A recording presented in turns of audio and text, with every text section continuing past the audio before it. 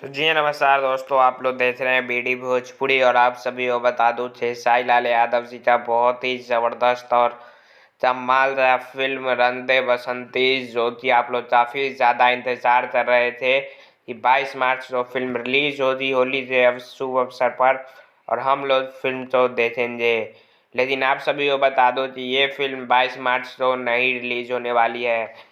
जैसा कि आप सभी को मैंने बताया था कि ये फिल्म अभी सेंसर बोर्ड में फंसी हुई है और इससे जो सेंसर बोर्ड के अध्यक्ष हैं प्रसून जोशी, उन्होंने इस फिल्म से नाम तो लेकर रोक रखा था। तो ये फिल्म अभी अदालत में पहुंची हुई है मुंबई के हाई कोर्ट में और वहां पर इसका फैसला चल रहा है और देखते हैं आने वाले समय में क्या होता है। लेकिन ज़्यादा चांस है कि ये फिल्म 22 मार्च को रिलीज नहीं किया जाएगा।